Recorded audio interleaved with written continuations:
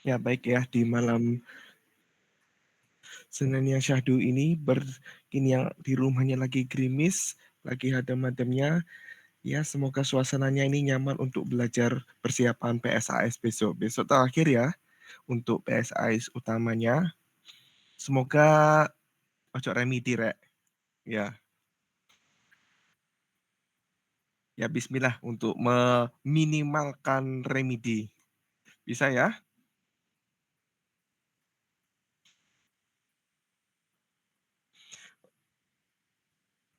Di sini katanya juga sudah banyak ya dari yang sudah masuk ke saya, dan yang sudah banyak yang mengerjakan, alhamdulillah. Mungkin ada beberapa soal yang perlu ditekankan lagi. Mungkin sebelum kalian buka sesi pertanyaan, saya langsung buka aja sesi dulu. Oke, ada beberapa hal yang mungkin harus diklarifikasi. Mana tadi ya filenya? Oh, bukan di sini.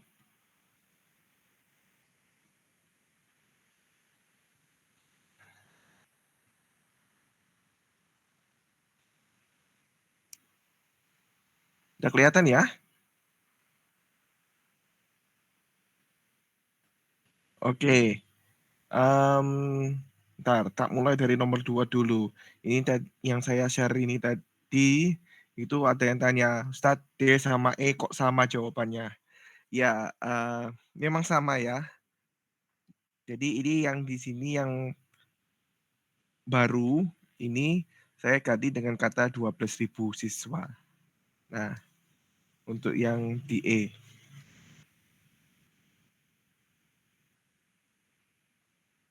Kemudian untuk yang langsung tak bahas yang ini tadi, karena lumayan banyak yang tanya. Terkait sama nilai pencilan,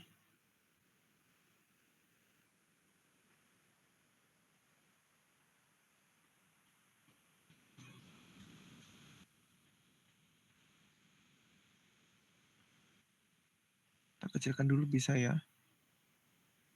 Terlalu kecil, agak. Oke. Di sini ada informasi mengenai nilai statistik ya, ada N, banyaknya data, median, minimum, sampai Q3. Untuk menentukan pencilan atau outlier dapat dihitung dengan 1,5 dikali IQR atau jangkauan antar kuartil atau range antar kuartil. Nah, yang pernyataan berikut yang benar. Nah, ini apakah A, B, C, atau D, atau E? Nah, di sini ya kita ada namanya 1,5 kali IQR. Ini kita untuk hitung apa sih sebetulnya? Ini ini yang kita hitung patokannya sebagai pagar. Loh, maksudnya gimana sih pagar? Nah, di sini pagar ini, nah data ini kalau bisa tak gambarkan, dia bentukannya seperti gini. Ada nilai minimum, ada nilai maksimum, ada yang namanya, nah bentukannya seperti ini. Ini namanya Q1, ini median atau Q2, kemudian Q3. Nah, pagar, ini cara menghitungnya, kita hitung dulu IKR-nya berapa di sini. IKR atau jangkauan antar kuartil atau range antar kuartil di sini kita dapat dari eh, ya, pengurangan antara Q3 dengan Q1. Jangkauan, range. Nah, atau simpangan. Simpangannya antara Q3 sama Q1 ini berapa? Didapatnya 6 dikurangi 4 sama dengan 2. Nah,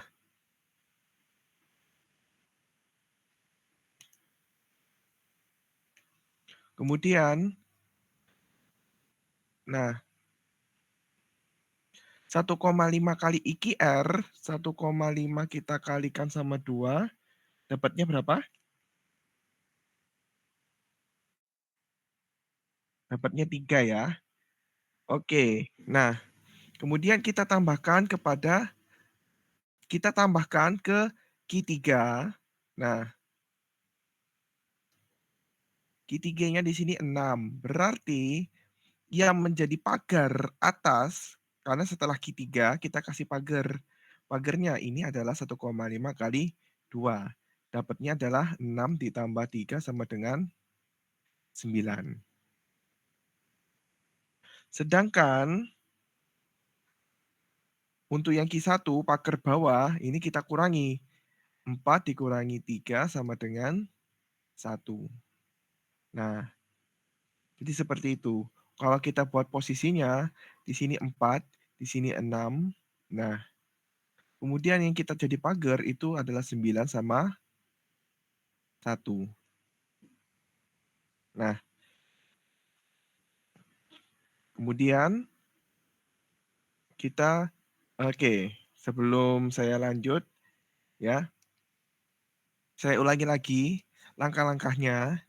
Pertama nih, kita hitung dulu 1,5 kali IQR.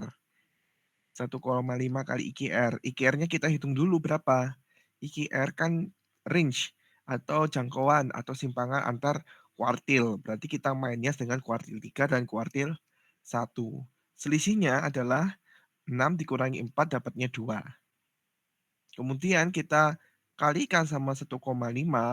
1,5 dikali dengan IQR-nya tadi dapatnya 1,5 kali 2 sama dengan 3.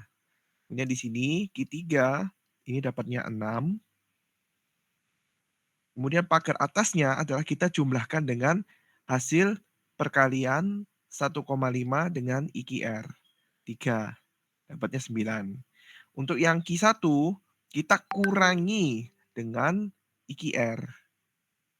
Nah, kenapa kok kita satunya kurang satunya tambah? Agar kita supaya menjadi yang namanya pagar.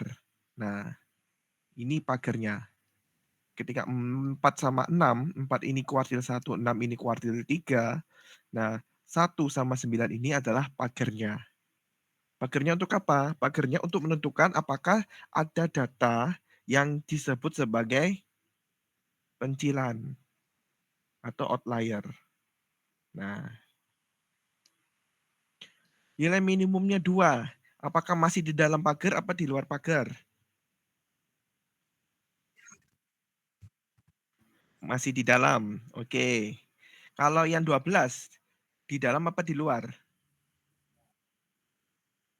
Di luar pagar. Oke, terima kasih. Nah, di sini yang kita sebut sebagai outlier atau pencilan adalah yang ada di luar pagar.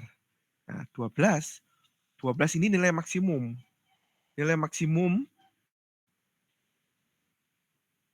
nah nilai maksimumnya ini adalah nilai yang pencilan. Nilai yang pencilan atau outlier. Nilai maksimum. Nilai maksimumnya adalah pencilannya.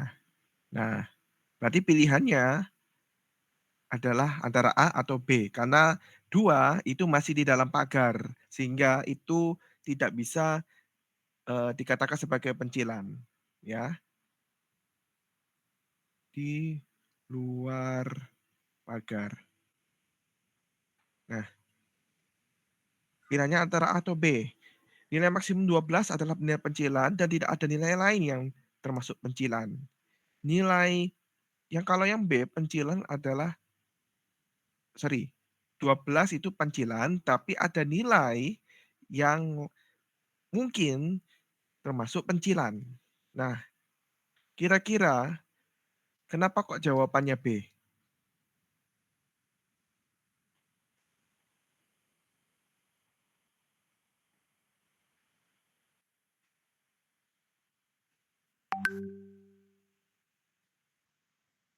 Ada nilai-nilai yang lain ya, kurang dari 12, antara 9 sampai 12.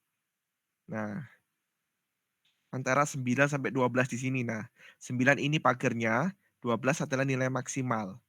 Di antara 9 sampai 12, di sini mungkin ada nilai yang lain, bisa jadi 10, bisa jadi 11. Nah, ini nilai-nilai yang di sini itu mungkin pasti sudah termasuk outlier atau pencilan. Ya, tapi memang kita tidak dikasih data realnya, hanya statistiknya saja. Sehingga kita hanya bisa memprediksi kalau bisa jadi ada nilai yang termasuk pencilan. Nah, makanya di sini jawabannya adalah yang B, seperti itu. Ustadz mau nanya, Iya, untuk yang pagar bawah itu bisa negatif nggak? pagar bawah bisa negatif. Oke. Ya, iya.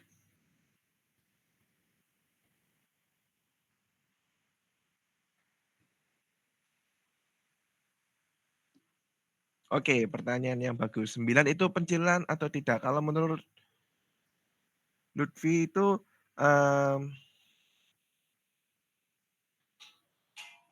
ketika dia posisinya ada di dalam, dia adalah pagarnya sendiri.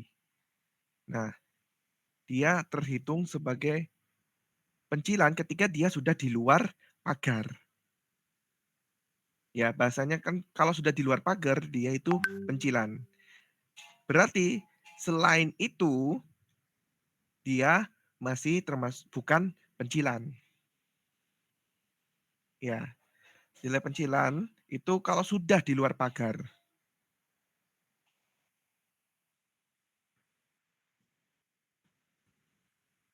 Bukan.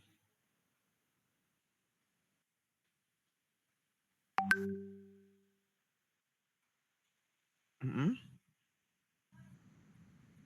Ya, pencilannya kan 10 kan, pagarnya kan 9. Ya, tapi kalau ada nilai yang lain ya bisa jadi. Kan bisa jadi 9,5, 9,7. Nah, nggak harus bilangan bulat. Iya, tergantung datanya. Kan ini kalau di sini kan berat badan. Kalau berat badan itu bisa jadi dia ada data yang koma, bilangan real. Berarti 9,5 masuk ke pencilan, Ustaz. 9,5 pencilan, sudah pencilan juga.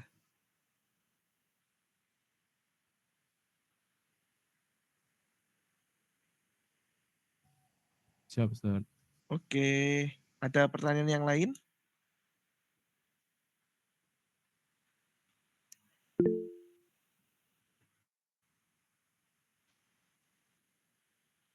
Oke, ya silahkan. Ada yang resign. Ustaz, Ya, izin bertanya, Ustaz. ya isi Kalau menjawab. misalnya kan maksimum 12, tapi data tunggalnya tidak bisa dijabarkan satu-satu. Berarti kalau misalnya pada lebih 9, setiap ada soal seperti ini, bisa kita anggap nilai 10, 11 itu termasuk data juga, Ustaz, yang dimasukkan di penelitian. Bisa diulangi lagi? Cek, masuk, Ustaz. Ya, Mas, agak rada noise dikit. Bisa di pelan-pelan.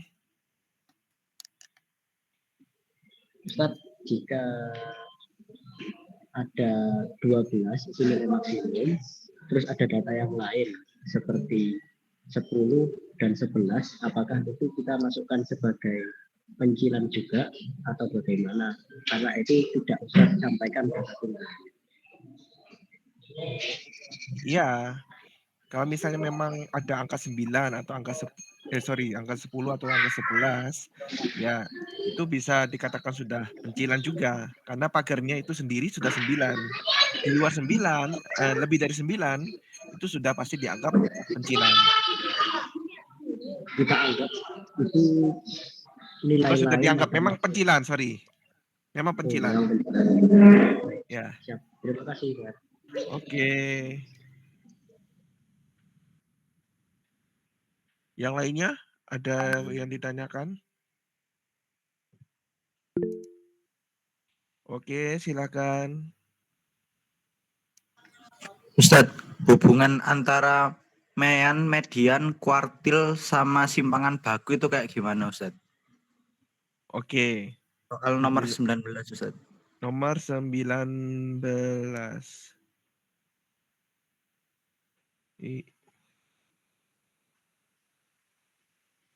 Sorry.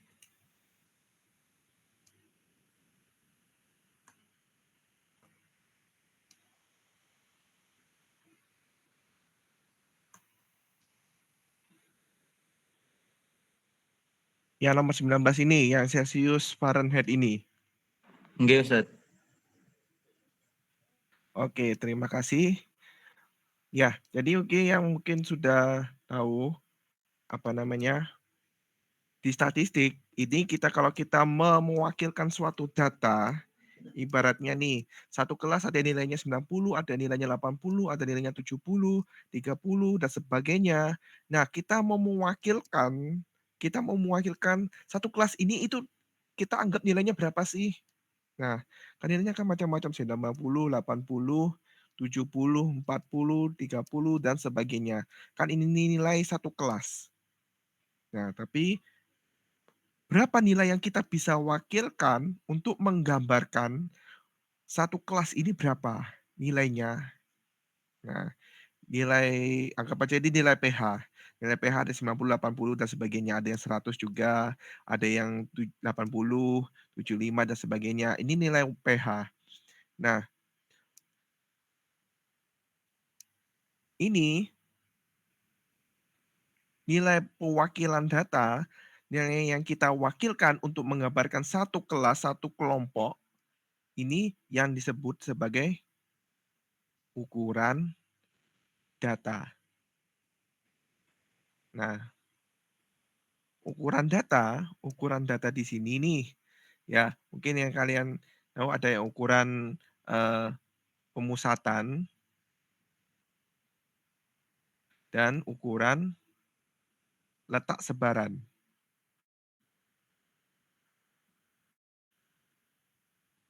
Nah, ukuran pemusatan idenya, oh berarti saya ngambil nilai yang memusat atau yang mencongol perhatian.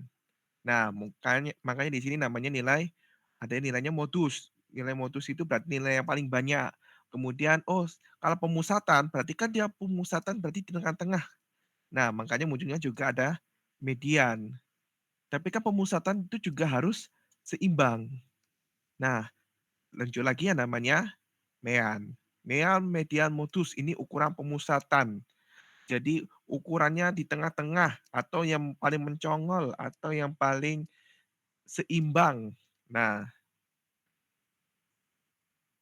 ya seperti itu gambarannya untuk ukuran data. Sekali lagi, untuk ukuran data itu ibaratnya kan nilai kalian kan bisa macam-macam dalam satu kelas. Anggap aja satu kelas dulu. 80, 70, 40, 30, dan sebagainya. Nah, apakah ada satu nilai yang bisa saya wakilkan untuk menggambarkan satu kelas ini? Nah, makanya munculnya ada ukuran data. Ada ukuran pemusatan dan ada ukuran sebaran letak. Untuk ukuran pemusatan, idenya ya, mean, median, modus. Kalau median kan berarti pemusatan berarti kan dianggap tengah-tengah. Kalau modus, pemusatan itu dianggap dia yang paling sering muncul. Kalau mean, pemusatan yang mean itu dianggap yang paling seimbang. Ya. Dan yang perlu nanti digaris bawah bahwa seimbang itu belum tentu tengah-tengah. Ya, bisa nanti dicek di PPT ya, bahwa yang seimbang itu belum tentu tengah-tengah. Nah, tapi kan pemusatan kan dia hanya mewakilkan satu data. Misalnya ada yang satu kelas, kelas A, nilainya 75. Yang kelas B juga nilainya 75. Tapi nilai yang A itu bisa jadi ada yang paling terendahnya itu 20. Yang B, yang paling terendahnya itu bisa jadi cuma 60. Nah, kan berarti kan 75 yang di kelas A sama di kelas B ini berbeda kan? Nah, itu akhirnya muncul yang namanya ukuran letak atau sebaran.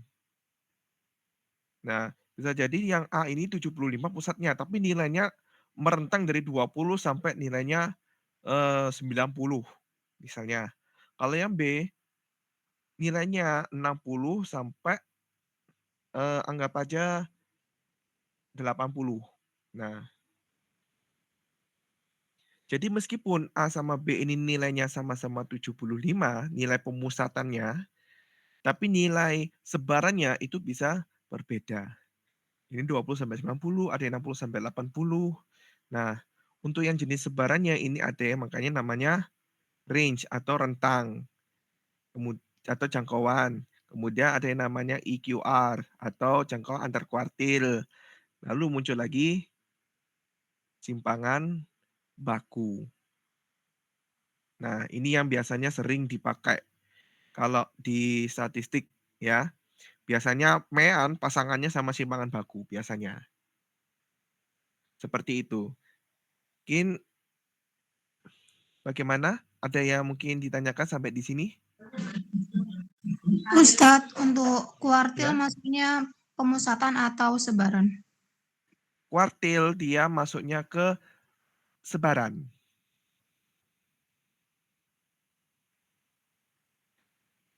Ya, mungkin Iya, pernah Ustadz. ya, pernah lihat yang gambar kotak, diagram kotak garis ini? Nah, ya di sini minimum, di sini maksimum, minimum, maksimum, kemudian ini kuartil 1, median, ini kuartil 3. Nah, ini kan juga menyatakan sebetulnya sebaran, menyebar seberapa tersebar datanya itu digambarkan lewat diagram kotak garis ini. Nah, akibatnya ya memang kuartil dia masuknya ke sebaran. Ya, kalau interkuartil ini sudah masuk sebaran, apalagi kuartil. Seperti itu.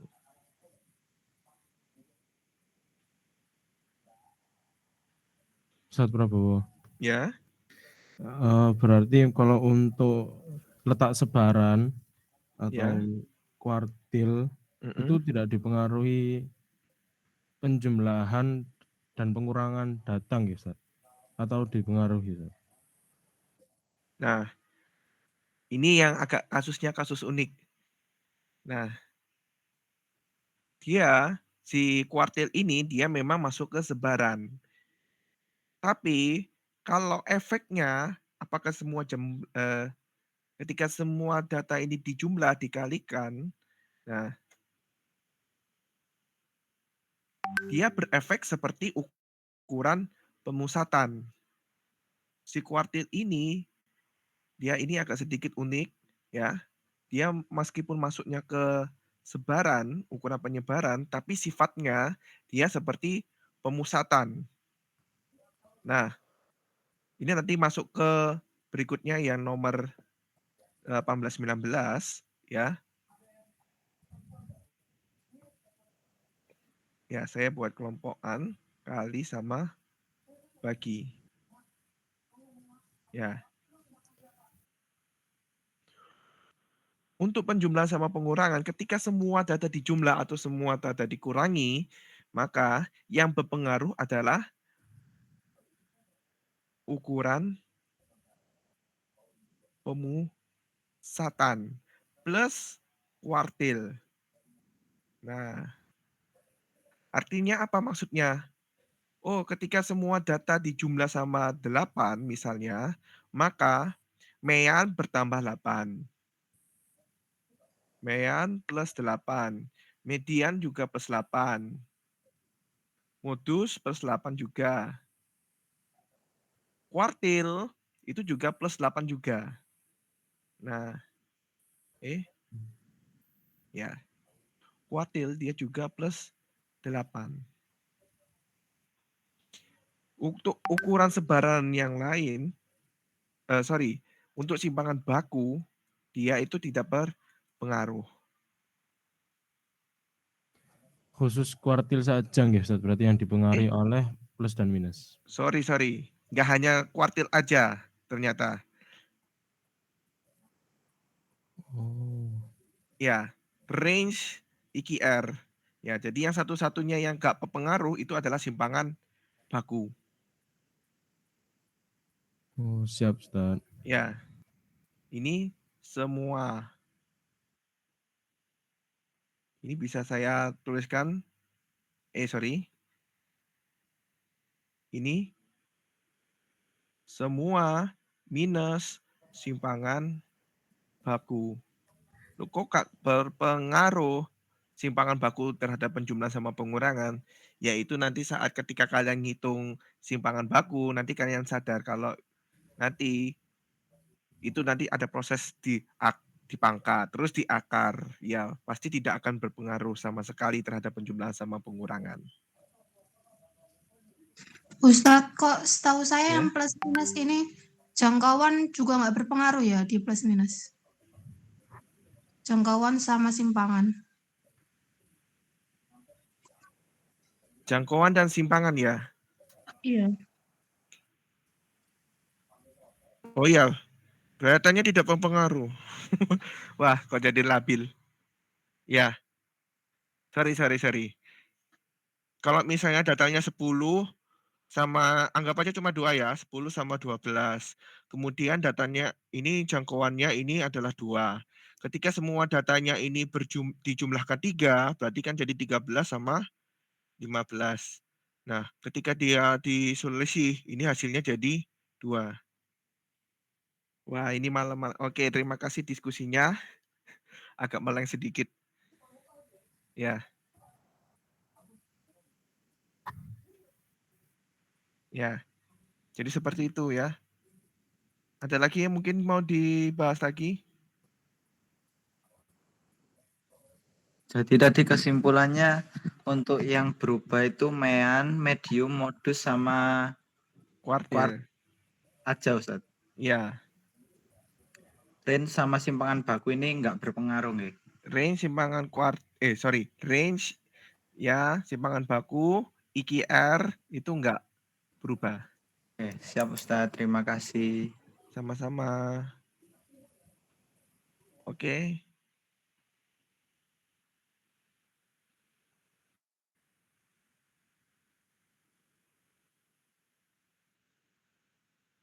Ada lagi?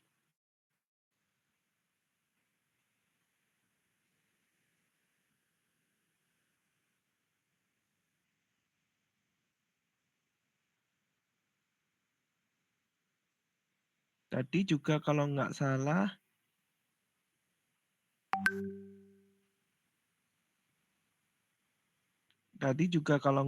ada yang tanya yang mengenai regresi ya.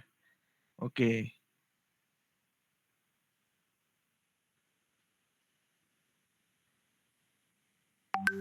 Oke ya, jadi untuk yang regresi ini ya memang materinya lumayan nggak terlalu seberapa kompleks. Ketika kamu sudah paham yang namanya persamaan garis lurus, ya, insya Allah sudah bisa menjawab. Nah, kita ambil contoh yang nomor 21. Sebuah perusahaan menemukan ini ada persamaan regresinya, langsung aja. X-nya ini adalah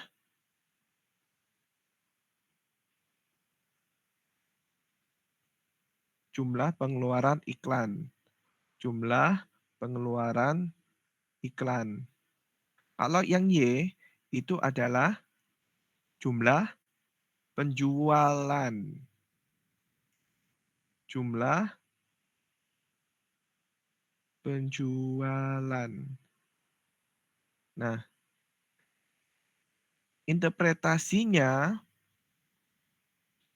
ya, karena yang di A, B, C, D, E ini semua kata awalannya adalah jika pengeluaran iklan. Nah, berarti yang kita lihat huruf variabel X atau Y.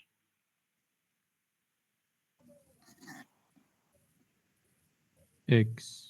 Variabel X. Oke. Nah, di sini itu dia kalau di X itu dia punya apa sih? Yang di depannya X itu biasanya kalau di garis lurus itu disebut sebagai apa? Dia punya apa? Gradien.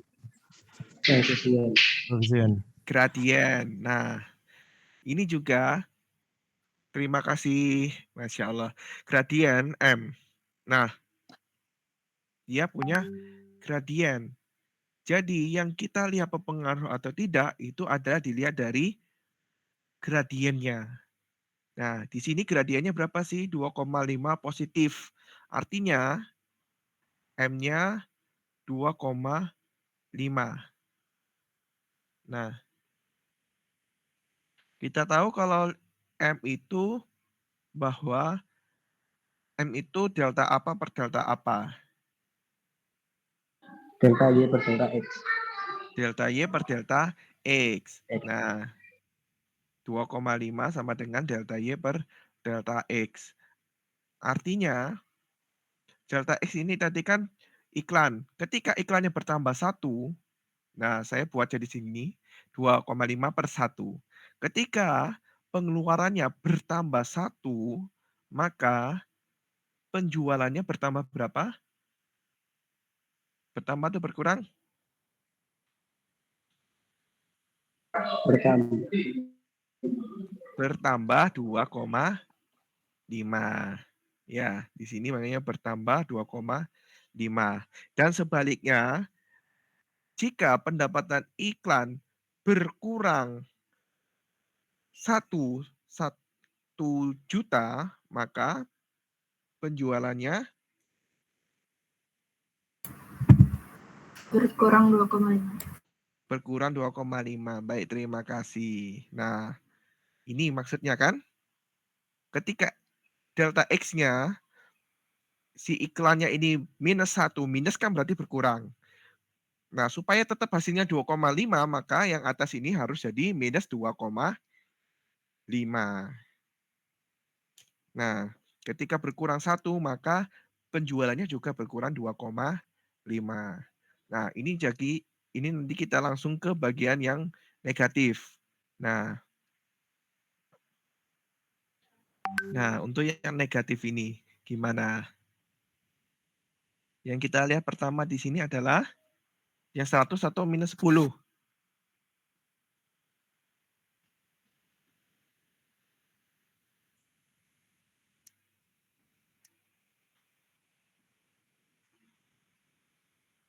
Yang kita lihat itu yang mana dulu?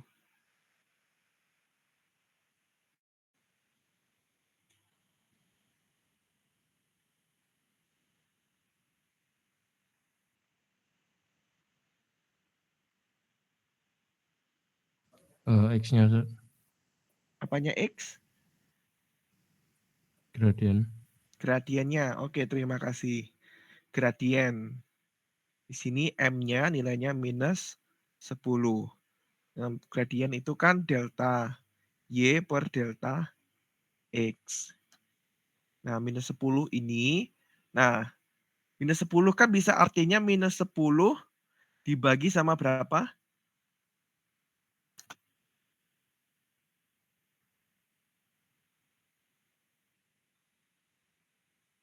1. Bagi 1 atau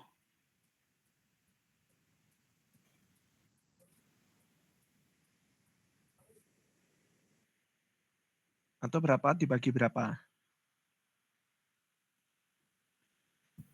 Minus 1. Minus 1, berarti yang atasnya 10. 10. Nah, jadi kalau dia minus gradiennya, maka bisa jadi juga ada dua cara baca juga. Nah, kalau yang ini, nih, X itu tadi dia menyatakan tingkat populasi.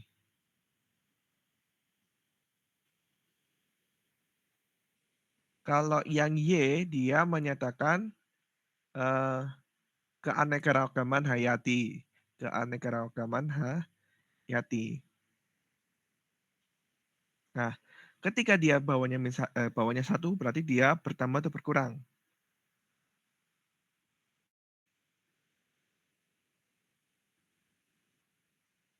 Bertambah atau berkurang, dan di bagian apa? Berkurang. Yang satunya, 1. 1. 1 itu yang di bawah ini, itu tingkat populasi atau keanekaragaman hayati? Tingkat populasi. Bertambah atau berkurang? Bertambah. Bertambah. Ketika dia tingkat populasinya ini bertambah sebanyak satu satuan, maka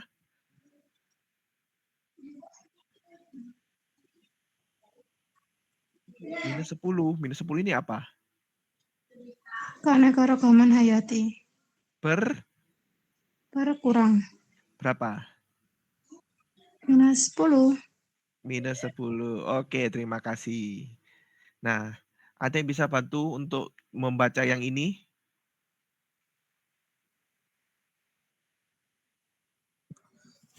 Jika populasi berkurang 1, maka keanekaragaman hayati bertambah 10. Oke, terima kasih. Nah, ketika karena tingkat polusi, sorry kok populasi sih. Tingkat polusi. Tingkat polusinya ini berkurang 1, maka 10 ini adalah keanekaragaman hayatinya bertambah 10. Ya, silahkan.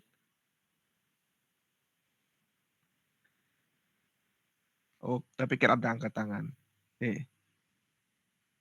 Yang IPS mau nyoba gradien dong.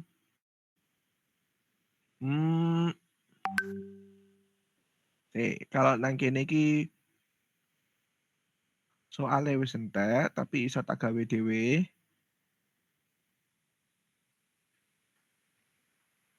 Ya, misalkan saya mau mencari ide dulu.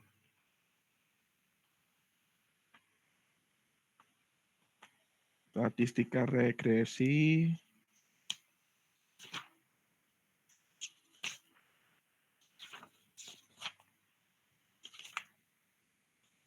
Ya, mungkin ada yang ditanyakan dulu sambil saya mencari-cari.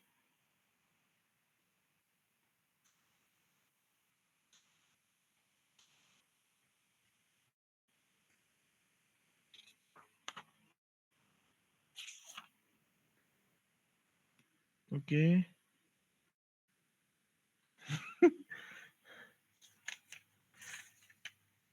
Oke ya. Ini memang kayak ibaratnya materinya baru. Tapi sebetulnya kalau kalian sudah tahu tentang gradien itu sebetulnya nggak masalah sih. Saya khawatirnya juga di sini yang di SMP-nya sudah belajar tentang yang belum belajar tentang persamaan garis lurus bisa angkat tangan. Yang belum dapat materi persamaan garis lurus di SMP. Bisa raise hand? Berarti sudah dapat semua ya? Tapi tidur, Tat. Oke ya. Ya budak-budak. Oh, budak-budak online iki. Lupa, Tat. Ini oke, gini. Ya. Persamaan garis regresi, misalkan seorang guru melakukan analisis hubungan apakah ada pengaruh lama belajar ini adalah pengaruh lama belajar ini adalah X terhadap nilai pH matwa. Ini adalah Y. Pengaruh X terhadap Y. X-nya dicoba-coba berapa, Y-nya hasilnya berapa. Nah, seperti itu maksudnya. Ketika guru itu menganalisis hasil pH-nya, didapat persamaan 0,8 X. Seperti ini. Itu dari mana, Tat? Ya, saya bikin sendiri. Contohnya. Oke, siap. Ya, pengaruh lama belajar ini dalam satuan jam, ya, jam per pekan. Artinya kalau dia misalnya 10 jam per pekan, berarti nilainya jadi berapa. Nah, dari persamaan garis regresi ini, Y sama dengan 72 ditambah 0,8X, ini menandakan bahwa ketika siswa belajarnya jika lama belajar siswa berkurang 10 jam per pekan, apa yang terjadi terhadap nilai pH-nya? Turun, Ustaz. Turun berapa?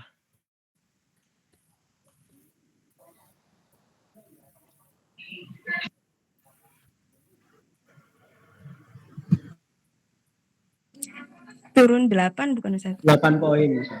8 poin. Dari mana? 0,8 kali 10. 0,8 kali Min 10. 10. Dari mana kok bisa dapat tahu 0,8? Itu Ustaz Itu gradiennya. Ustaz, gradiennya. Dari gradiennya. Nggih. Nah, 0,8 ini ya. 0,8 ini bisa ditulis 8 per 10. Nah, 8 per 10 gradiennya M sama dengan 0,8 atau 8 per 10. Ini adalah delta Y per delta X. Nah, delta Y ini kan berarti kan dia pengaruh lama belajar. Y ini adalah nilai pH. X-nya ini adalah lama belajar. Nah, tapi di sini dia bilangnya jika lama belajar siswa berkurang 10 jam. Nah, tadi ini tak tulisnya kan berarti kan minus 10. Nah, supaya jadinya tetap 0,8, maka yang atas ini berapa? Min 8. Minus Ya. 8. Min 8 dibagi min 10 hasilnya tetap 0,8 positif ya. Iya, Ustaz. Oke, jadi hasilnya 0,8 positif. Nah, di sini ya, artinya apa? 10 di sini kan minus, artinya lama belajarnya berkurang. Nah, Y-nya delta Y itu juga minus. Berarti nilai pH-nya juga nilai pH pastinya berkurang sebanyak 8 satuan atau 8 poin. Nah, seperti itu. Lebih gampangnya juga, kalau di sini plus, ya, gradiennya positif, berarti ketika dia berkurang, maka yang satunya pasti juga ikut berkurang. Kalau satunya bertambah, maka yang satunya juga pasti akan bertambah. Nah, bisa ditulis di sini, ketika M-nya positif, berarti ketika satunya naik, maka satunya pasti naik. Tapi ketika M-nya negatif, gradiennya negatif, ketika satunya naik, yang satunya harus turun. Nah,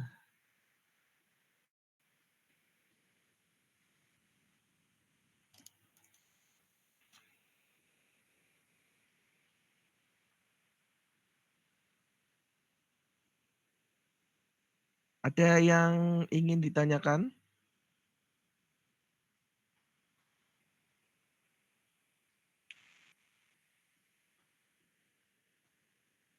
Mohon bertanya apa saat PSAS Matua soalnya sama untuk kelas IPA dan IPS. Ya, memang arahannya diminta sama. Ya, ya Pak Sid. Ustaz, mau Ya, nanya yang nomor 14, Ustaz. nomor 14. Iya, Ustaz. Oh, berarti munggah.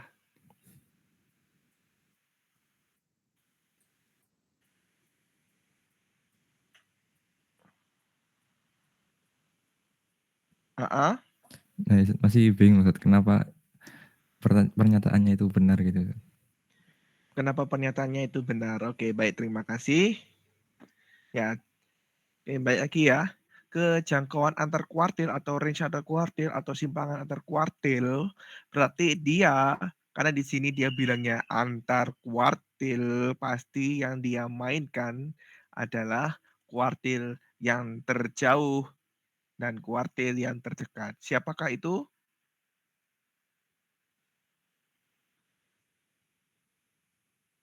Kuartil berapa sama berapa? 1 dan 3. 1 dan 3. Terima kasih. Di kelas A, kuartil satunya 6. Kuartil 3-nya 8. Berarti jangkauannya berapa?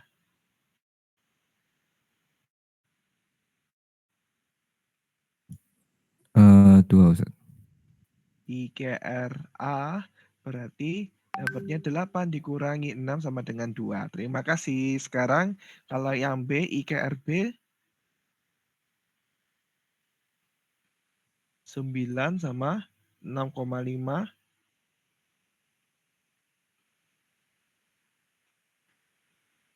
2,5.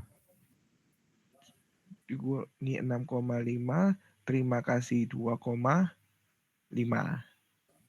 Nah, apakah A lebih kecil daripada B? Iya, Ustaz. Ya, berarti ini benar.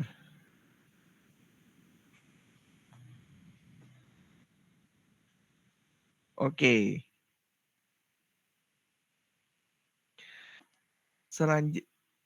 Selanjutnya, kalau misalnya ada pertanyaan bisa langsung raise hand atau langsung open mic atau bisa chat di Jimit.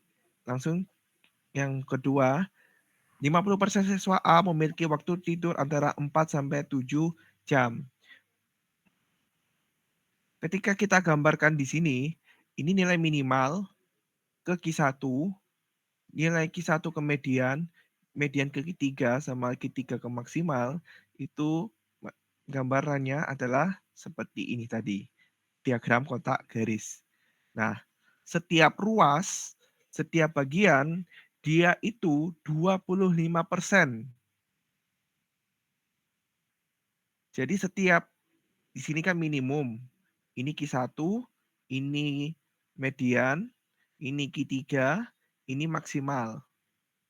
Setiap ruas itu 25%. Ini juga 25%, ini 25%, ini 25%. Yang penting harus urut. Dari minimum, Q1, median, Q3, maksimum. Nah, ini sudah urut, jadi nggak masalah. Ya, jadi dari minimum ke Q1, 25%. Q1 ke median 25%, median ke Q3 25%, Q3 ke maksimum juga 25%. Maksudnya 25% itu adalah 25% data. Artinya, ketika kamu punya 100 data nih, ini bisa dipastikan 25 data itu ada di antara minimum sampai Q1. 25 data itu antara Q1 sampai median. 25 data itu di antara median sampai Q3 dan 25 lagi itu dari Q3 sampai nilai maksimum. Ini sudah jaminan karena kita sudah kuartil ya, jadi namanya kuartil itu berarti membagi data 25% sama banyak. 25%, 25%, 25% atau seperempat, seperempat, seperempat, seperempat. Nah, oke, sampai di sini dulu. biar tidak langsung ngejleb. Lanjut. Nah, Aman, Ustaz. aman. Nah, 4 dan 7, antara 4 sampai 7 di kelas A. 4 itu kan di sini, 7 itu ada di sini. Nah, dia harus nyebrang berapa kotak nih? Nyebrang berapa bagian?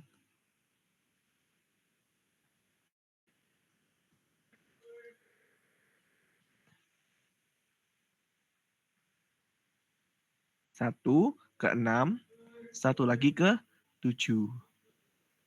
Dari minimum ke Q1 ini 25%. Dari Q1 ke median juga 25%. Sehingga kalau di total hasilnya jadi 50%.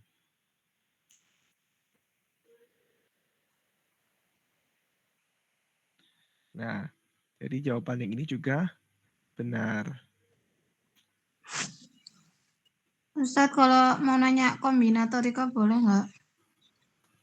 Oke, boleh, tapi ini kita tuntaskan undian di sini ya. Mungkin jam Oke. 20.40 ya. Nggih. Ya, mau tanya nomor 10. Oke.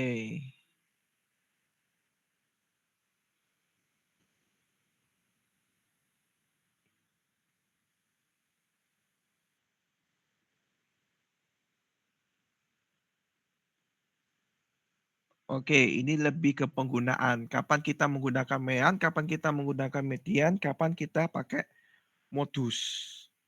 Ya.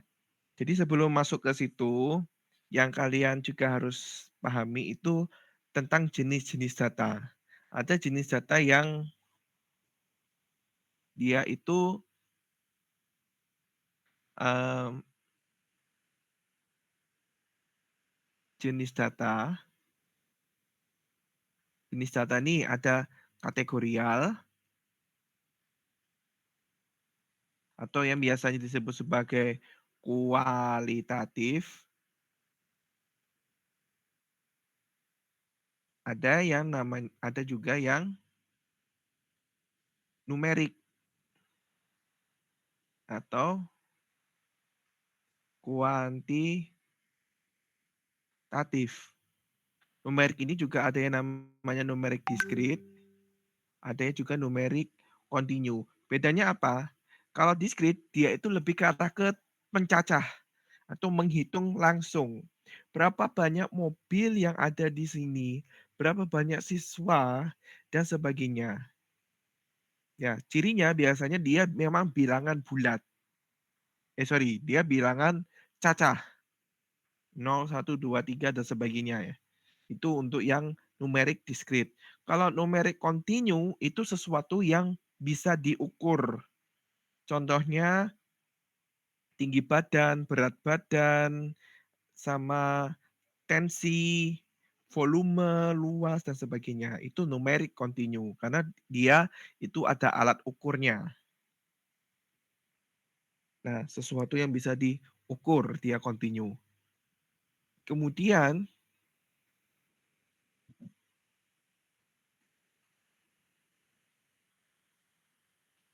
nah oke, untuk di sini kelihatannya sudah clear. Untuk jenis ukuran pemusatan mana yang kita pakai, ya, biar gak bingung, saya ada urutannya dulu. Memang kita pertama pakai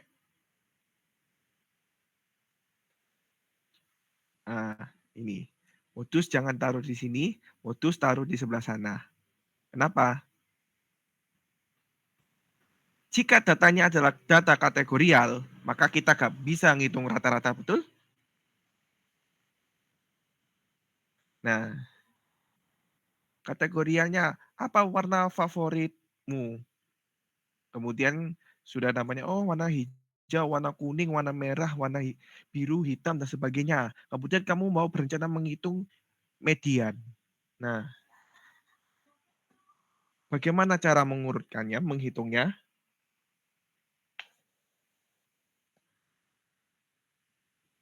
Nah, sehingga untuk yang data kategorial sudah pasti langsung modus. Untuk data kategorial langsung pakai modus. Pasti nggak mungkin mean sama median. Kalau dia datanya numerik, nah kita perlu ngecek lagi. Kalau untuk datanya numerik, dia ini bisa mean, bisa median. Nah, kapan kita pakai mean? Kapan pakai median? Kalau mean itu kita bisa pakai kalau datanya cenderung simetris.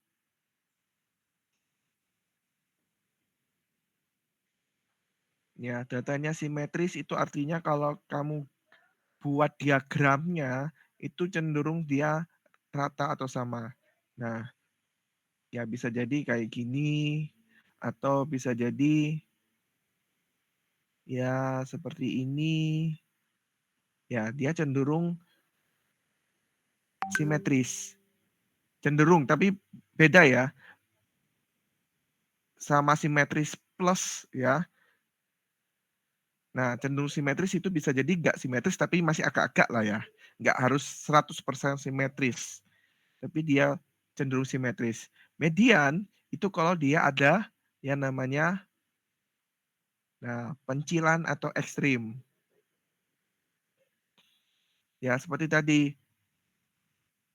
Nilainya rata-rata kebanyakan ya, saya nggak bilang dulu rata-rata. Ada nilainya 60, ada yang nilainya 70, 60, 50, tapi ada lagi nilainya dapat nilai 100. Satu anak dapat nilai 100. Dibandingkan dengan anak-anak yang lain 60, 80, 60, 50, 40, banyak yang di 50, tapi ada satu anak yang dapat nilai 100. Nah, ini yang namanya pencilan, nilai ekstrim. Nah, ketika ada nilai pencilan atau nilai ekstrim, maka kita jangan pakai median. Ya, kita pakai yang median. Kenapa nggak boleh pakai mean? Boleh, tapi nanti dianggap nilainya rata-rata 80. Misalnya seperti itu. Ketika kamu hitung mean itu 80, pada faktanya itu hanya ada satu anak nilainya 100, yang lainnya 60, 40. Nah, kan nggak sesuai. Makanya untuk yang ada nilai ekstrim atau pencilan itu cenderung kita pakai median. Nah, di sini dia tidak punya nilai ekstrim dan distribusinya relatif simetris atau cenderung simetris atau agak simetris. Nah, pasti kita bisa pakai mean. Ya. Kalau media mengabaikan nilai ekstrim, no, nilainya nggak ada yang ekstrim. Modus karena menunjukkan perdebatan yang paling sering muncul. Modus untuk hierarkinya, kalau untuk yang numerik, kalau mean nggak bisa, kita pakai median. Kalau median itu masih agak-agak, terakhir kita pakai modus. Modus itu langkah terakhir. Karena modus itu memang cocoknya untuk yang kategorial. Seperti itu. Oke, ada yang ditanyakan? Diskrit tadi yang dicacah. Pasti jawabannya bilangan cacah. 0 sampai 0, 1, 2, 3. Contohnya tadi, banyak mobil. Kalau continue diukur. Contohnya adalah luas. Oke, ada yang ditanyakan?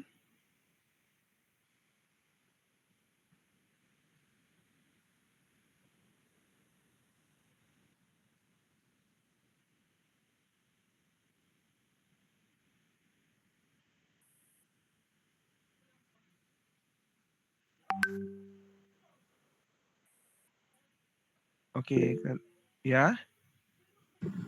Itu Ustaz, cara membaca tabel titik-titik ini gimana Ustaz? Cara baca tabel titik-titik ini yang ada garisnya. Nah ya Ustaz, yang di layar pas ini Ustaz. Oke, baik. Terima kasih.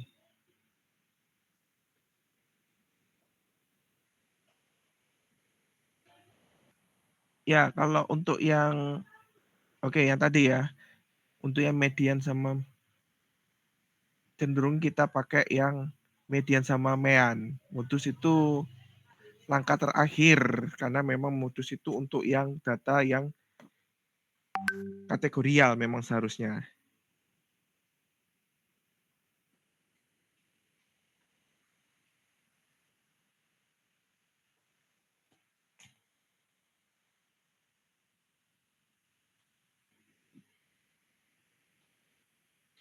Oke, untuk yang nomor 24 dan 25 ini ada grafik ya. Ya sih dari 23 sih. 23, 24 dan 25 ini ada grafik titik-titik, ini namanya diagram pencar.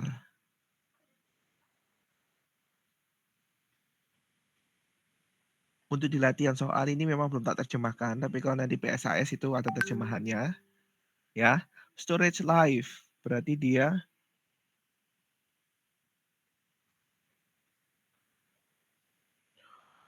ya waktu simpan. Kalau yang storage temperatur adalah suhu atau temperatur penyimpanan. Nah, maksudnya singkat aja, kalau misalnya X-nya ini sumbu X, ini sumbu Y, ketika suhunya 14 derajat Celcius, maka penyimpanannya itu bisa ada yang di sini mungkin antara 9 sampai 10, ada yang 8 hari. Kemudian ketika suhunya dinaikkan menjadi 16, waktu simpannya menjadi ya ada yang seperti ini dan sebagainya. Tapi kita untuk yang diagram pencar ini bisa kita lihat yang namanya tren. Nah, garis biru ini disebut sebagai ada yang nyebutnya ini biar sama-sama biru, ada yang nyebutnya ini sebagai garis regresi atau nama lainnya garis tren. Nah, garis trennya di sini memang kalau kita lihat titik-titiknya ini menuju ke arah bawah, maka garisnya itu sudah pasti menuju ke arah bawah. Nah, itu perkenalan singkat dengan diagram pencar. Kemudian di sini ada yang panah hijau. Panah hijau ini adalah residu. Residu. Nah, maksudnya residu itu apa? Titik-titik ini itu adalah nilai asli, ya. Nilai asli. Kita sebut sebagai nilai asli atau kita nyebutnya ini sebagai realita. Nah, nilai asli atau realita. Sedangkan garis biru ini itu memang ada yang ini ya. Ini sebagai nilai prediksi atau nama lainnya ekspektasi. Nah, nilai prediksi ini itu biasanya disimbolkan pakai Y tapi pakai topi.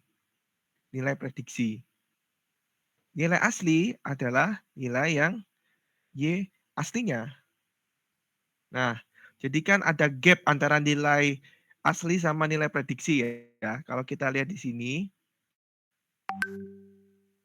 nilai asli sama nilai nilai asli sama nilai prediksi, ekspektasi dan realita. Jadi memang kalau kita hidup kan memang ekspektasi tidak selalu sama seperti realita. Realita tidak sesuai dengan ekspektasi kita. Ya, memang seperti itu. Bahkan di seperti yang ini memang nggak pasti ada selisihnya. Nah, terus cara bacanya bagaimana? Di sini kita pasti pakai Y ya, nilai. Berarti ini pasti urusannya sama storage life atau suhu penyimpanan. Ya, jadi yang bukan berurusan dengan suhu penyimpanan, sorry, Storage life bukan suhu ya. Storage life ini berarti umur penyimpanan. Ya, kayak di sini days. Umur penyimpanan. Umur penyimpanan. Berarti yang selain umur penyimpanan ini kita pasti salah. Nah, ini suhu penyimpanan, ini pasti salah. Suhu penyimpanan ini salah. Ini umur mungkin benar, ini juga mungkin benar. Suhu penyimpanan ini salah. Nah, karena untuk residu kita hanya melihat di sumbu Y. Lihat sumbu Y. Storage life berarti umur simpan. Nah, umur simpan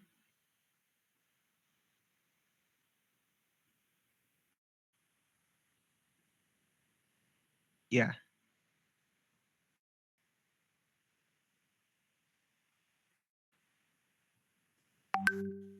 Oke. Umur simpan ada yang di sini lebih lama atau lebih singkat daripada yang diprediksi. Nah, kalau kalian lihat panahnya ke atas atau ke bawah? Ke bawah, Ustaz. Ke bawah. Nah, berarti dia itu di atas ekspektasi atau di bawah ekspektasi? Di bawah ekspektasi. Kalau di bawah berarti dia harusnya dia berkurang atau lebih bahasanya di sini ada lebih lama atau lebih singkat. Lebih singkat. Lebih singkat. Karena apa? Karena dia panahnya Turun. turun. Kalau Ke dia bawah. lebih ya berurusan dengan arahnya juga ya. Kalau dia bawahnya ke bawah berarti dia itu berkurang atau bisa jadi lebih singkat atau bahasa lainnya ya dia menunjukkan bahwa dia itu ada pengurangan.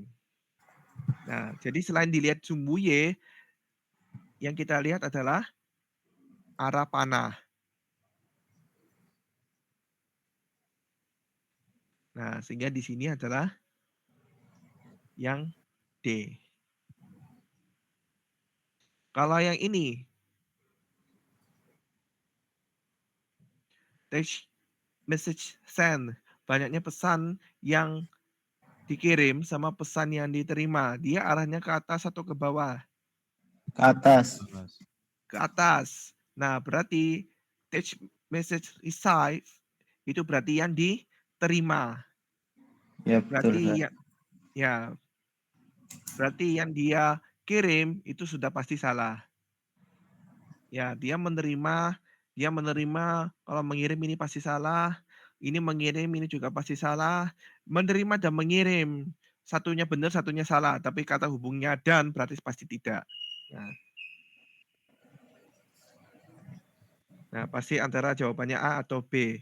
Nah, di sini karena dia arahnya ke atas, berarti lebih banyak atau lebih sedikit? Lebih banyak. Banyak menerima.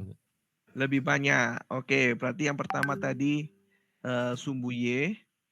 Sumbu Y ini tadi bicara sama pesan yang diterima. Kemudian yang kedua, arah. Arahnya ke atas. Artinya lebih banyak. Istilahnya lebih banyak.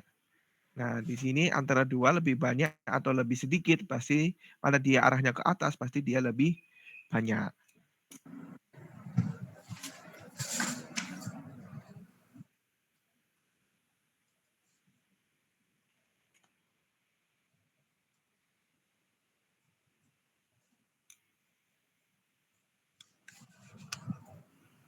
Ya, ada pertanyaan?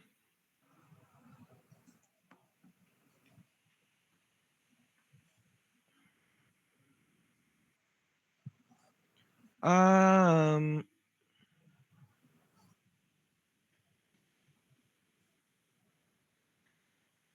dia ini ya, yang kita lihat ini sebetulnya kan kata kuncinya adalah residu. Residu. Nah,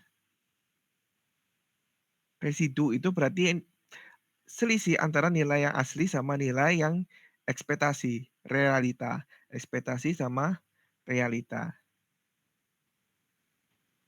Ya, Ketika kita menentukan apakah dia lebih banyak atau lebih sedikit, kita lihat arahnya ke atas atau ke bawah. Kalau ke atas pasti lebih banyak atau yang sebagainya. Kalau yang ke bawah pasti kurang, lebih sedikit atau sebagainya. Ya. Kemudian tapi kita juga lihat di sumbu Y. Nah, di sumbu Y di sini text message receive artinya yang diterima. Nah, berarti semua yang bukan diterima atau yang dikirim ya. Kalau yang di X kan di sini kan yang send, yang dikirim. Nah, semua yang dikirim itu pasti salah. Karena residu dia hanya bicara di sumbu Y. Kalau saya rangkumkan tadi, yang pertama kita lihat di sumbu Y-nya.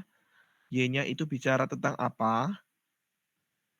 Ya, kalau di latihan ini memang bahasa Inggris belum saya terjemahkan, tapi kalau di ujiannya itu sudah saya terjemahkan juga.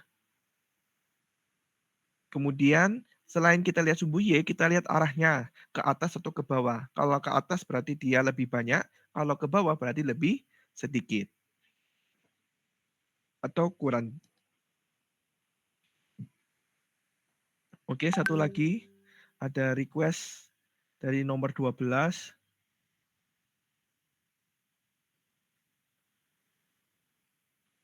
Nomor 12 ini sama seperti yang nomor 11.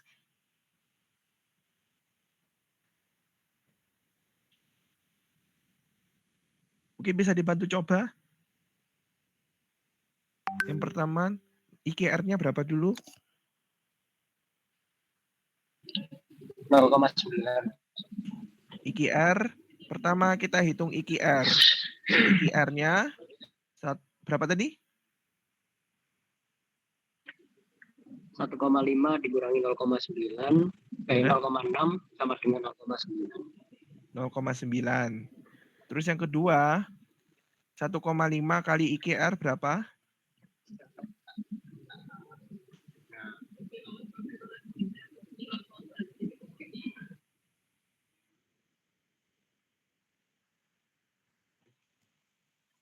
Satu 1,35. 1,35. Oke, saya belum buka kalkulator. Saya percayakan aja. Terus yang berikutnya apa? Setelah kita hitung 1,5 kali IKR, tanggal ketiga? Dikurangi Atas, atau Ustaz. ditambah kuartil. Betul. Kurangi atau Oke. ditambah kuartil. Ini kuartil 1, ini kuartil 3, kuartil 1 0,6, kuartil 3 1,5. Terus ketika kita buat pagar, nah berapa pagarnya di sini? 2,85. Dari mana? 1,5 Dari- tambah 1,35. Oke. 1,35 hasilnya. Tadi berapa? 2,85. 2,85. Kalau yang satunya? Di 1 kurangi 1,35.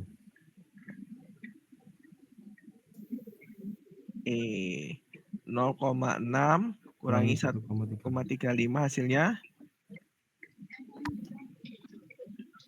Minus 0,75. Minus 0,75. Oke, sekarang sudah kita bikin pagernya. Langkah keempat, nilai maksimum sama nilai minimum. Nilai minimum di dalam atau di luar pagar? Di dalam pagar. Di dalam pagar nilai minimum. Kalau yang nilai maksimum? Di dalam pagar juga. Maksimum 2,5, pagarnya 2,85. Pasti di dalam pagar. Nah, apakah ada yang di luar pagar? Tidak ada. Tidak ada. Kalau tidak ada di luar pagar, berarti ada pencilan nggak? Tidak ada. Tidak ada. Oke. Oke.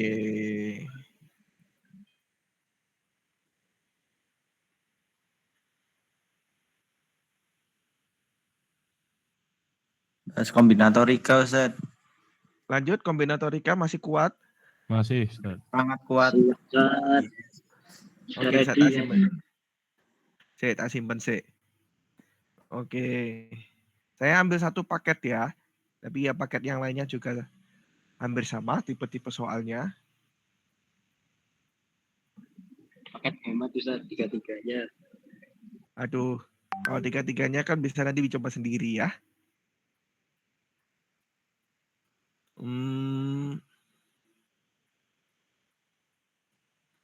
Presentasi hal yang lain.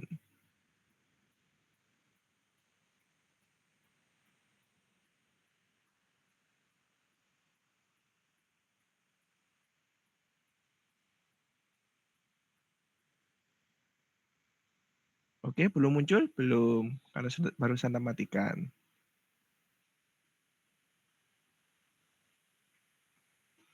Sudah muncul? Sampun Ustaz. Oke, sip. 175. Oke, lanjut. Nomor 1 perlu dibahas ya. Atau mana yang mau di-request? Nomor 13. 13. Ya, yang lainnya itu memang angkanya cuma tak ganti. Atau konteksnya tak ganti. Tapi intinya masih sama. Oke, nanti tahu gambar. Nah. Bubur, B-U-B-U-R. Huruf B ada di belakang. Nah, sebelum kita kerjakan, apakah ada sesuatu yang ini di kata bubur ini? Berulang. Ada kata berulang apa aja? B dan U B-nya berapa kali, U-nya berapa kali? 2 kali. 2 kali. U-nya 2 kali juga. 2 kali. R-nya 1 kali. 1 kali. Berarti total ada berapa huruf? Y 5. 5. Nah, dari kata ini, BUBUR ini, kita mau menyusun sebuah kata baru. Ya. 1, 2, 3, 4, 5. Nah, tapi ada syaratnya. Apa itu? B-nya harus di belakang. B-nya sudah pasti di belakang. Nah, ketika ini kita sudah pasti, berarti pilihannya bagaimana dong? Sisa 4 Satu, slotnya. satunya Ustaz. Sisanya jadi tinggal berapa pilihan? 4 slot. 4. 4 pilihan. Ada lagi. B-nya sudah pasti dipakai kan? Iya, Ustaz. Ya, pasti ini tinggal sisa 1. Nah, ketika ya, ini namanya permutasi, tapi ada unsur yang sejenis atau secam.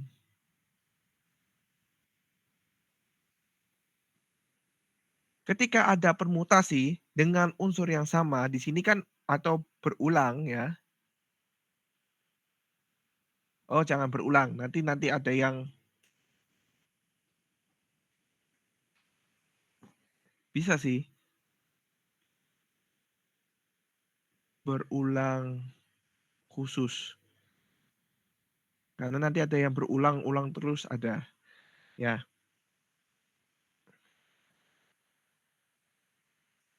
Sisanya tinggal 4 pilihan. Nah, di sini 4 faktorial. Dibagi dengan apakah ada yang kembar?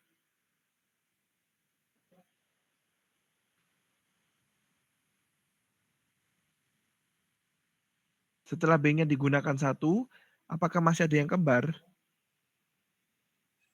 Enggak, Ustaz. Berapa? Siapa? 2 kali. U-nya 2 kali ya. Tadi di sini kita langsung dibagi sama 2 faktorial. Sebenarnya 1 faktorial juga, tapi kelihatannya sama aja, gak ngaruh. Ya, kita dapatnya 4 faktorial itu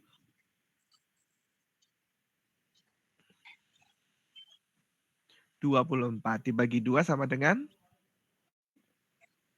12. 12. Nah,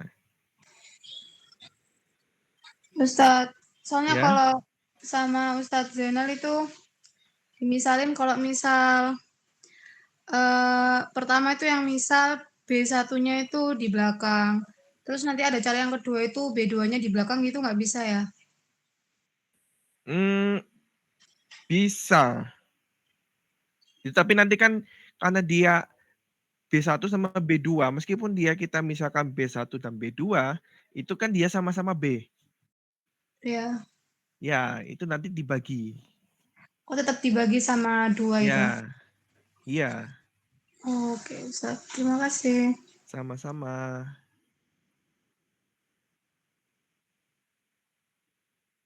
Any questions atau request apa? Nomor 12, Ustaz. Oh, nandure.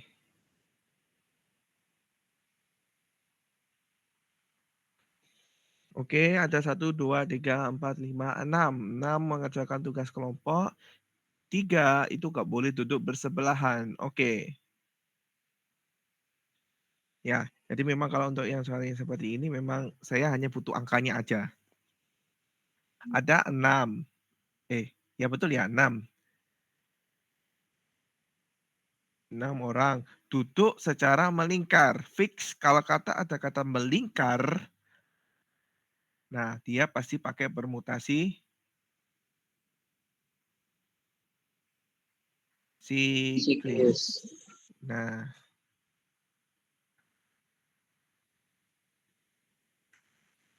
enam orang duduk melingkar. Karena satu hal, ketiga ini tidak dapat duduk bersebelahan. Nah, banyaknya cara untuk mereka duduk. Nah, ada kata kuncinya di sini tidak dapat duduk bersebelahan. Bisa jadi nanti saat PSAS saya bilangnya duduk bersebelahan. Tapi sama aja sih, kalau sudah tahu tidak duduk bersebelahan, pasti bisa ngerjakan yang duduknya bersebelahan. Karena untuk menghitung tidak dapat duduk bersebelahan, kita hitung dulu kalau seandainya mereka duduk bersebelahan itu bagaimana. Ya, tanpa langsung aja langkah pertama, kita hitung dulu.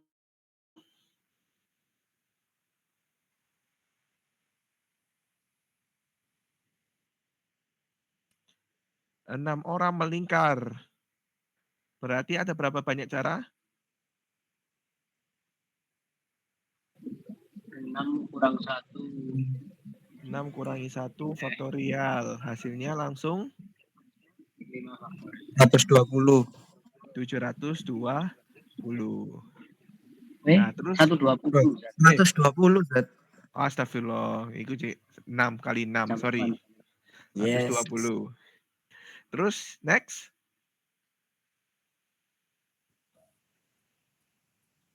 Azam Akib Nanda melingkar, Ustaz. Bukan melingkar. Duduk bersebelahan. Oh, ya. Ya, nanti jadi forum dalam forum.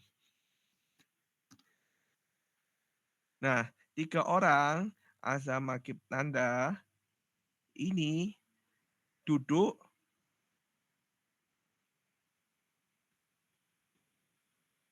melingkar. Nah, how dia mereka duduk melingkar? Nah, kalau tak Bersebelahan, Ustaz. oh ya, sorry, duduk bersebelahan, bukan melingkar lagi. Mana yang kau melingkar? Oh. Sebelahan. Nah, kalau ini Udah tergambar dalam. R A N 2 dapat 6 ya.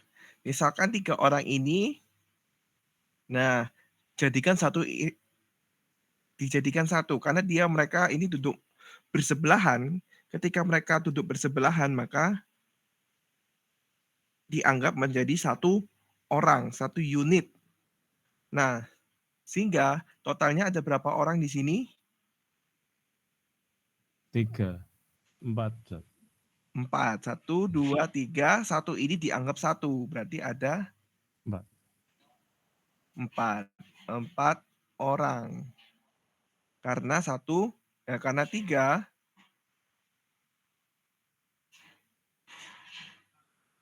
bersebelahan.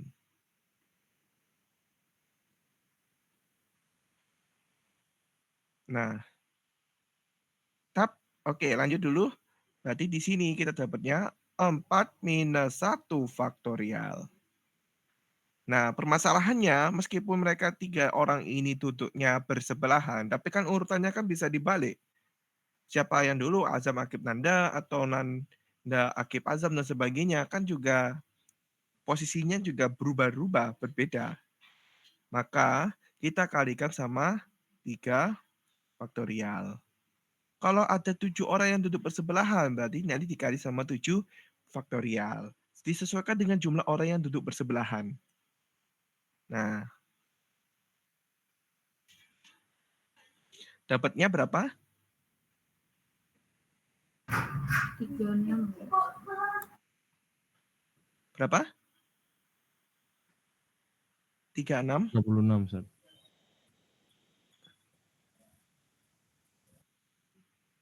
36. 6. 6 kali 6 ya. Baru yang ketiga adalah yang nomor 1 dikurangi nomor 2. Dapatnya 120 kurangi 36. Dapatnya 84. 84. Itu kalau misalnya mereka tidak dapat duduk bersebelahan, guys. Kalau Ya, dapat duduk itu gimana? Ditambah atau ya gimana berarti itu? langsung aja ngerjakan nomor 2. 36 aja. Langsung Oke. 36 berarti. Iya, langsung aja nomor 2. Gak usah pakai yang nomor 1, langsung ke nomor 2. Oke, terima kasih. Terima kasih, Ya, Ustaz. sama-sama.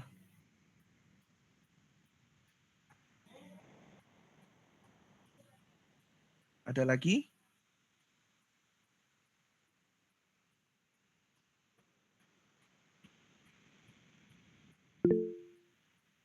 Oke.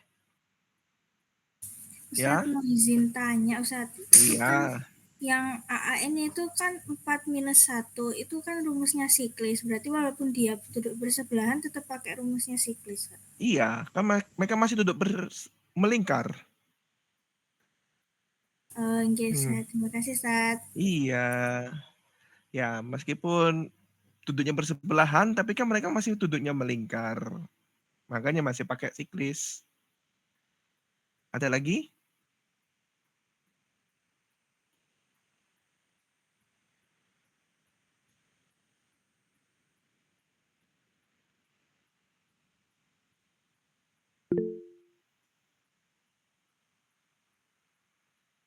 Oh, ada yang nomor 10. Nomor 10, ada juga nomor 12. Oke, antri dulu.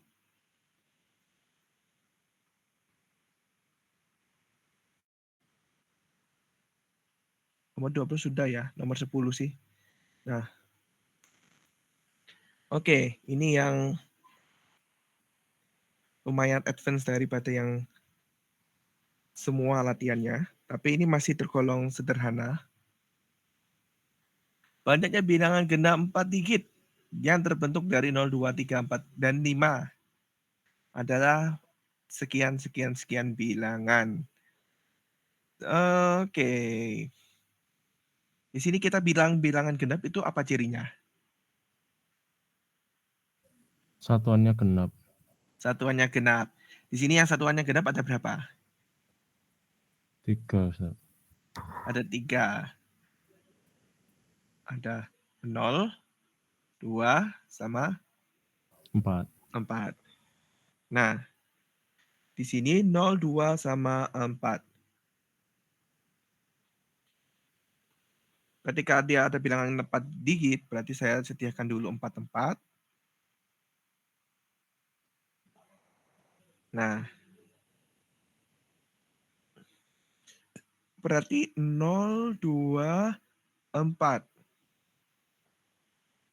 Oke. Awalnya ada 3 pilihan. Ketika saya ngambil 4, 4-nya sudah terambil. Berarti sisanya tinggal 0235. oh tak, masih satu yang ini aja sama. 02 35.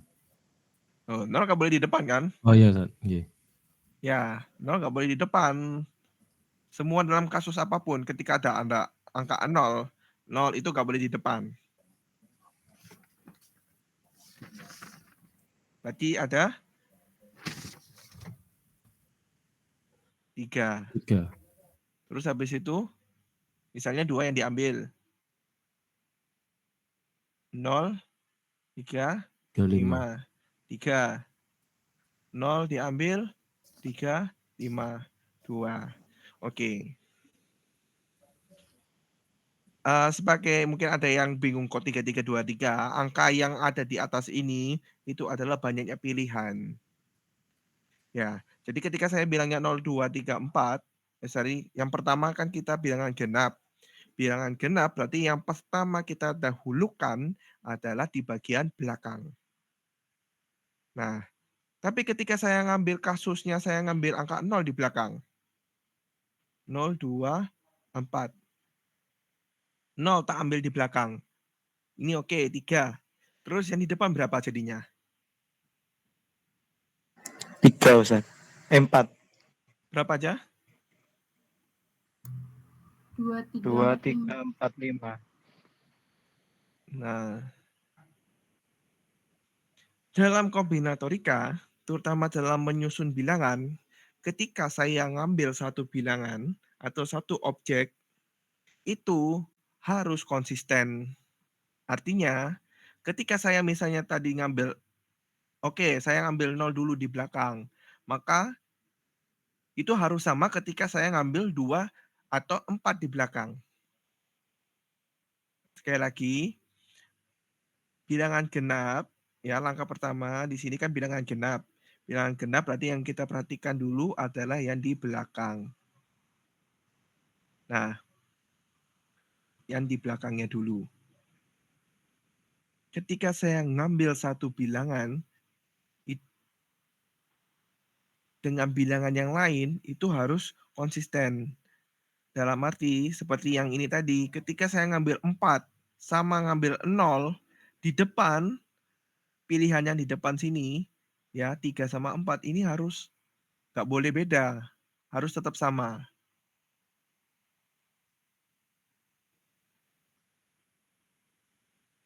Yang nggak paham boleh resen.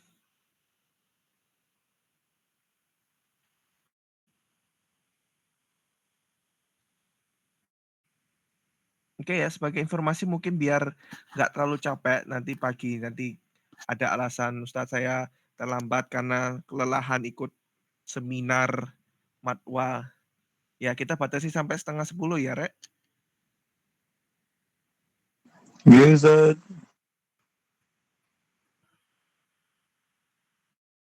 Nah, ini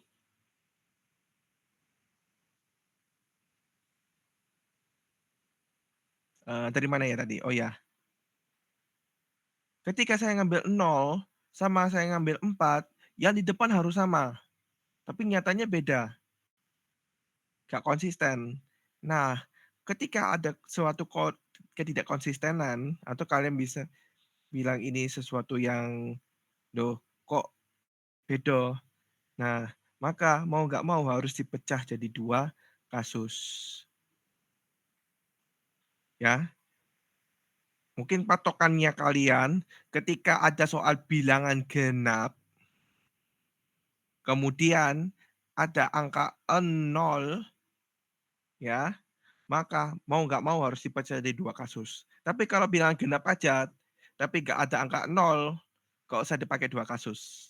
Ya, ini hanya berlaku kalau ada angka 0 dan dia adalah bilangan genap.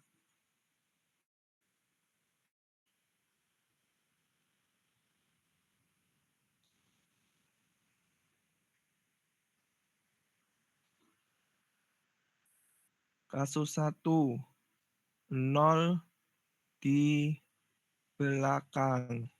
Kalau 0-nya ada di belakang, 2, 3, 4. Pasti pilihannya cuma sorry kok 0. Cuma 0 kan? Ya, berarti banyaknya pilihan hanya ada 1.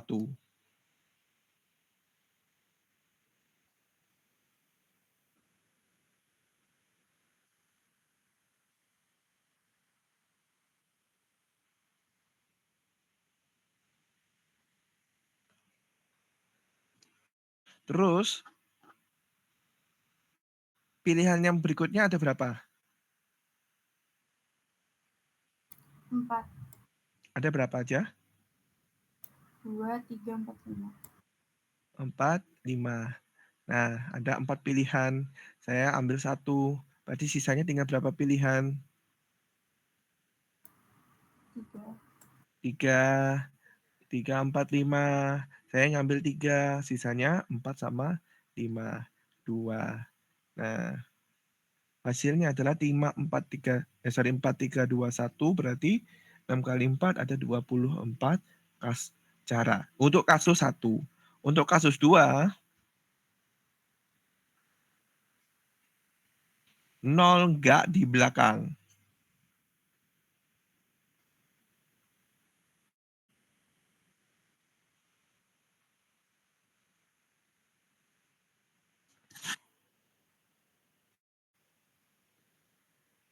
Kalau 0 enggak di belakang berarti pilihannya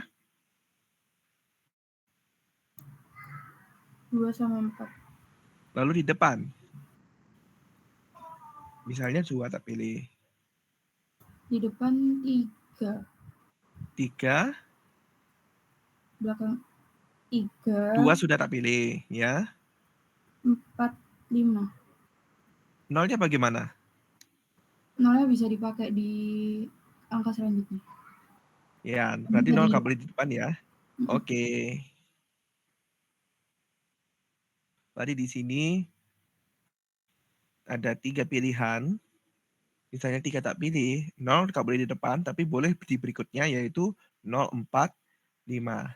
0 enggak boleh, 0 tak pilih, jadi sisanya tinggal 2, 4 sama 5. Berarti untuk yang ini 4 kali 9 sama dengan 4 kali 9, 36. Sehingga totalnya kasus 1 ditambah kasus 2 sama dengan 60.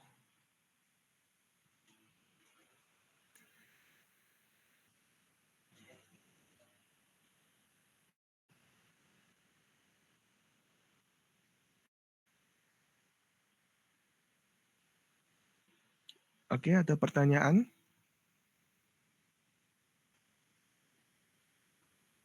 Wis, engko yang soal seperti ini, ketika ada tulisan bilangan genap, kemudian ada angka 0, ini sudah pasti bikin 2 kasus. Tapi kalau dia hanya bilangan genap saja, nggak ada angka 0, nggak perlu bikin 2 kasus.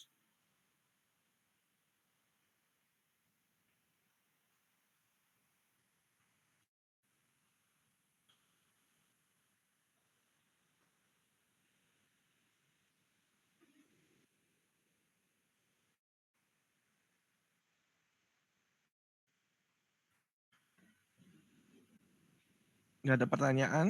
Ini ada pertanyaan yang masuk, tapi balik lagi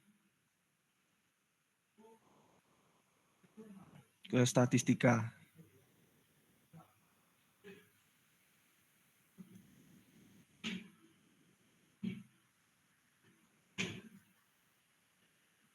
Oke.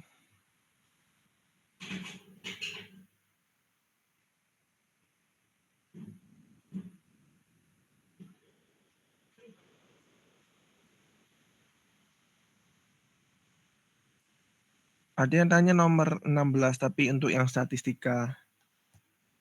Oke, jadi yang seperti saya katakan tadi,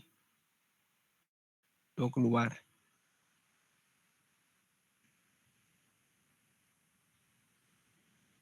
Oh, harus dimatikan dulu.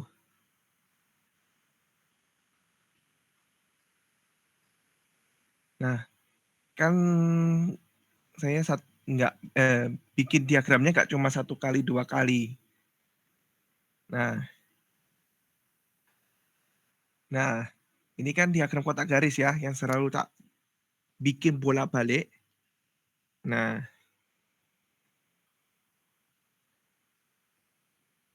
ada yang tahu A ini apa? B ini apa? A kuartil 1, B-nya median. Median. Nah, gimana caranya? Ini misalnya ada datanya seperti ini. Diurutkan dulu. Ya, pasti datanya harus diurutkan lebih dahulu. Ini datanya masih data yang acak. Jadi ketika kita mintanya ada pertanyaan seperti ini atau berkaitan sama kuartil, ya, kuartil median, itu pasti yang pertama kita lakukan adalah harus diurutkan dulu. Ini kalau diurutkan berapa hasilnya? Anda sudah mengurutkan?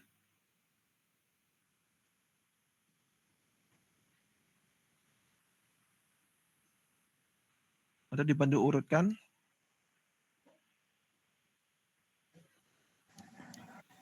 0, 0, 2, 4, 6, 8, 10, 12, 14, 16, 18. Ada berapa datanya ini? 11. Ada 11. 1, 2, 3, 4, 5, 6, 7, 8, 9, Oh, 10. 10. 10 ada yang kelewat atau enggak? Sepertinya tidak. Oke, sepertinya tidak ya.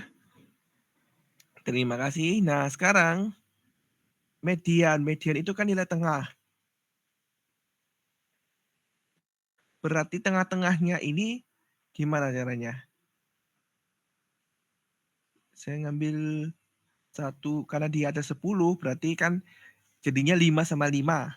Langsung dibagi ya. Karena datanya N sama dengan 10, berarti kita langsung ambil tengahnya, berarti 5 sama 5. 5 di kanan, 5 di kiri. Nah, 1, 2, 3, 4, 5. Seret. Nah, ini juga 5. Berarti mediannya pasti ada di tengah-tengah sini. Dan itu berapa nilainya? 9, Ustaz. Oh ya, 9. Betul. Ya. Ketika nggak ada datanya, kita ngambil tengah-tengahnya. 8 sama 10, berarti tengah-tengahnya 9. Nah, ini adalah nilai median. Terus ini kuartil 1 berarti 4, Ustaz. dari mana?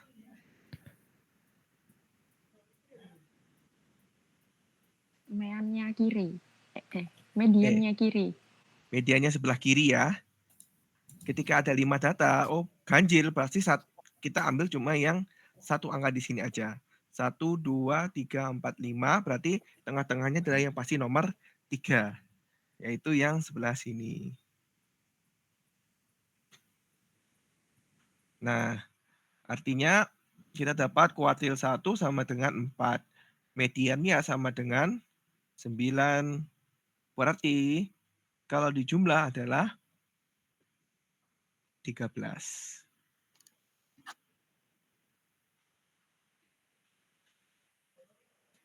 Nah, ini untuk pertanyaan ini, itu nama lainnya, maksudnya adalah menjumlahkan antara kuartil 1 sama median.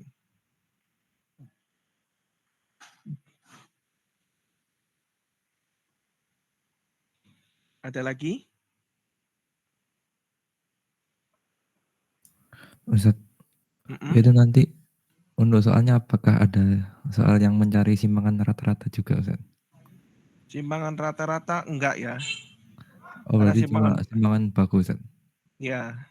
Baik, Ustaz. Makasih, Ustaz. Sama-sama.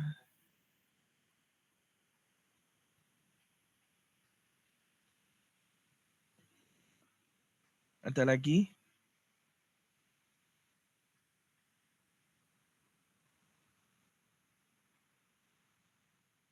Ini 9 yang statistika kan ya?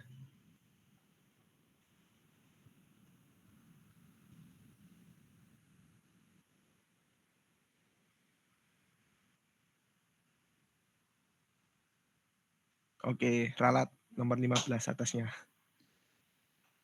Oke ya. Semoga ini yang terakhir.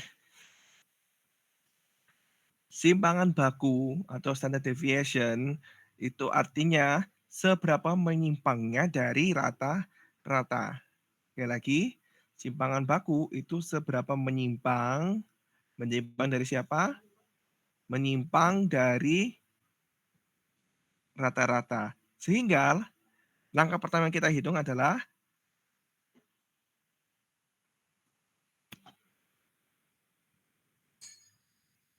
Mencari rata-rata. oke. Nah, saya ngambil soal yang ini. Terima kasih. Saya ngambil soal yang ini aja. Rata-ratanya ini berapa? 4, 6, 8, 10? 7, Ustaz. Sama dengan 7. Nah, langkah pertama untuk yang simpangan baku, saya tulis di sini. Yang hijau aja, nggak apa-apa. Yang apa enak ya? Biru. Langkah cari simpangan baku. Langkah yang pertama tadi kan sudah mencari rata-rata. Langkah yang kedua adalah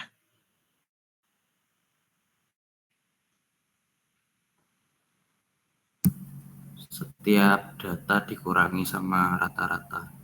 setiap data dikurangi sama rata-rata. Atau namanya cari simpangan. Cari simpangannya terhadap rata-rata. Simpangan terhadap rata-rata. Dapatnya berapa ini? 7. 7 sama 4 berapa? Masih besaran 7 ya. Berarti jadi minus. 4 kurangi 7. 6 kurangi 7. 8 kurangi 7. 10 kurangi 7. Ini berapa? Berapa?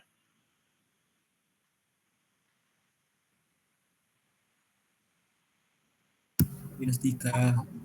Minus 3. Minus 1. 1. 3. 3. Terima kasih. Sudah mencari simpangan. Sekarang kita kuadratkan yang nomor 2. Kuadratkan hasil yang nomor 2. Sehingga kalau yang min 3 dikuadratkan jadi berapa?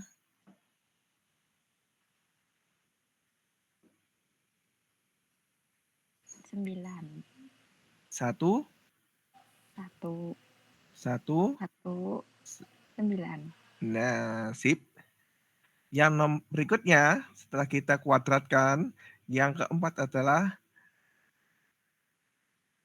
hitung rata-rata hasil yang nomor 3. 9119 rata-rata sama dengan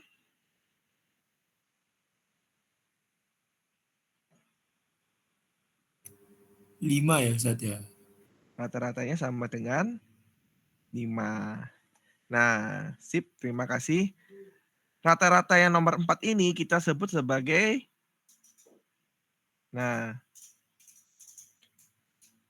varian atau ragam. Nah, baru yang terakhir, yang nomor 5 adalah tarik akar. Hasil nomor 4.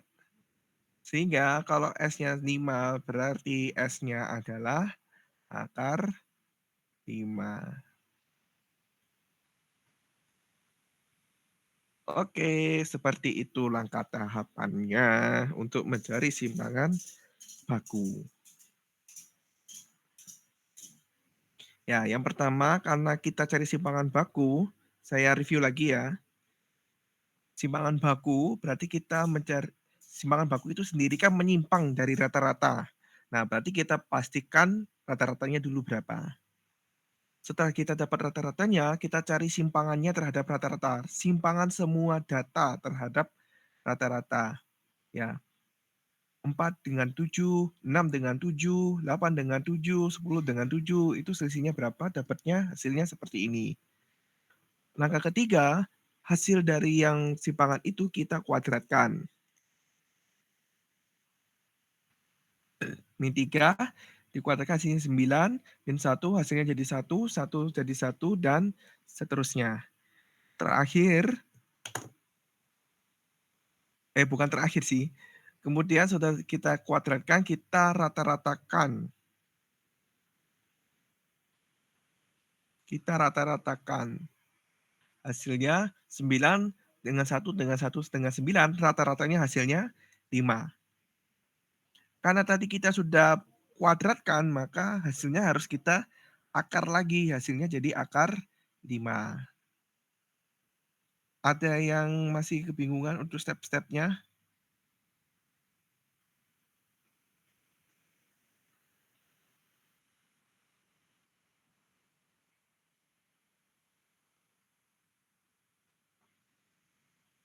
Oke, baik.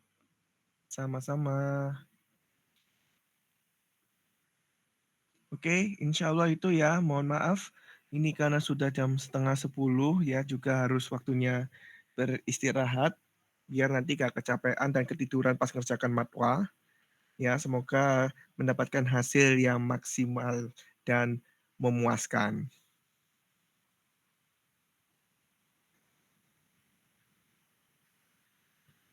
Oke, kita akhiri dahulu dengan mengucap hamdalah. Alhamdulillahirrabbilalamin. Dan doa penutup majelis. Subhanakallahumma wa bihamdika asyhadu an la ilaha illa anta astaghfiruka wa atubu ilaik. Baik ya, nanti habis ini saya minta tolong ke beberapa anak buat sharekan ini ya. Terima kasih sudah mengikuti seminar singkat. Ya, saya tutup dahulu. Wassalamualaikum warahmatullahi wabarakatuh. Waalaikumsalam warahmatullahi wabarakatuh. Terima kasih. Halo, Ustaz. Ya, sama